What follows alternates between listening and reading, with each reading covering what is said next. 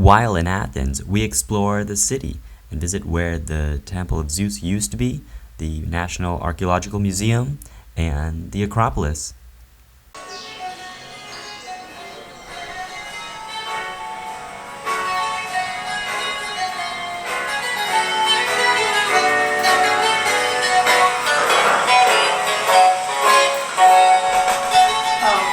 Watching Big Fat Greek Wedding in Athens. And for dinner, we were having Greek pasta salad. Today we're having a little walkabout, listening to an audio guide. There's a beautiful park over there, and we're slowly learning a lot about the city.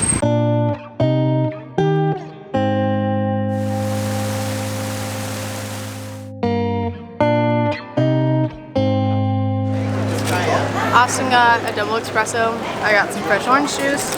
And we got this like sesame pretzel thing.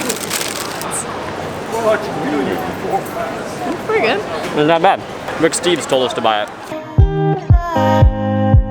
Look how cute it is. It's such a tiny little church.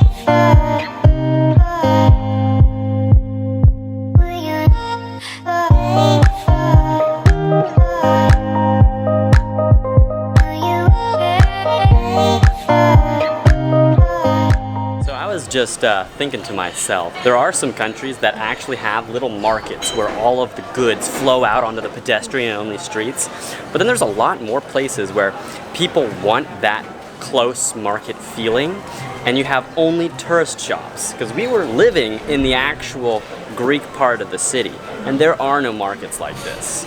The only place in Athens you're going to find a market with all the stuff flowing out onto the shops are going to be a tourist trappy.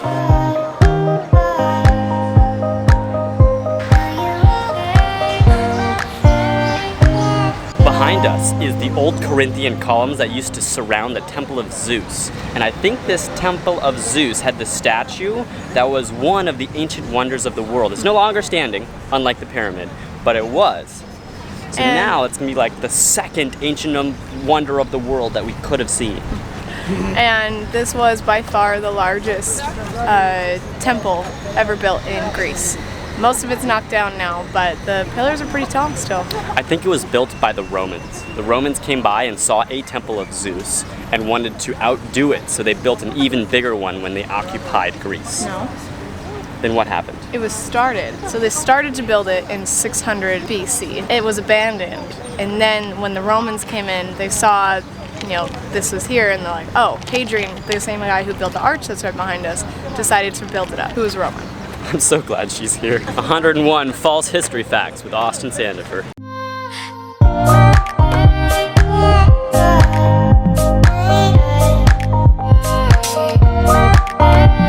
We today are going first to the National Archaeological Museum, where we're going to learn all about the history of Greece and this era.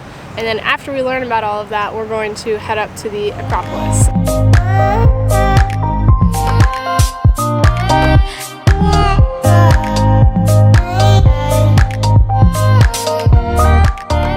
So, right after the Galileo Museum in Bologna, I think this was my second favorite museum I've ever been to. I definitely loved how before the Egyptians, there were ancient pre-Grecian people that had bronze, like bronze daggers and bronze chisels and tweezers, and I thought that's super cool. I really liked learning about the pre-Grecian civilizations that all lived on the islands and how they were like a peaceful trading group of people who mostly focused on art and making all this very pretty art well before the Egyptians. These people were way before Athens and Sparta had their tiff.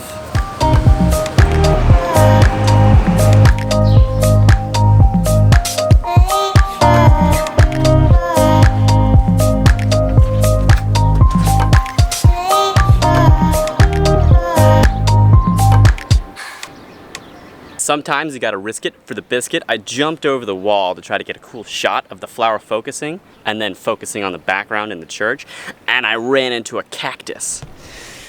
Now I freaking hurts.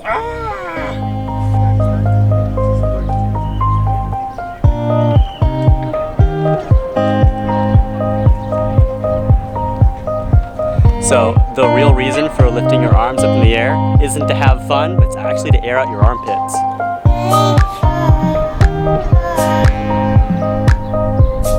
I'm not sure you can see the rocks, but they've been worn away completely smooth. There's so many people stepping on them. It's kind of like walking on ice. So right after I made the video about how slick the rocks were, I totally fell over and ate it.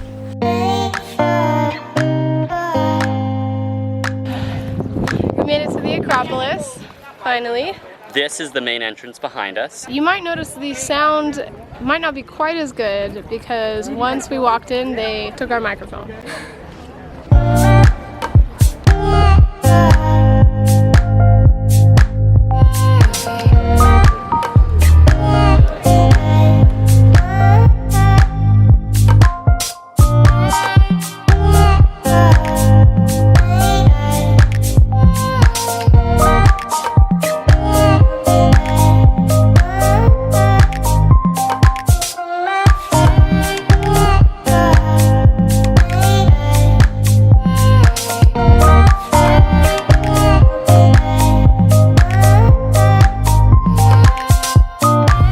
Finished up our audio tour at the Pantheon, and definitely Parthenon.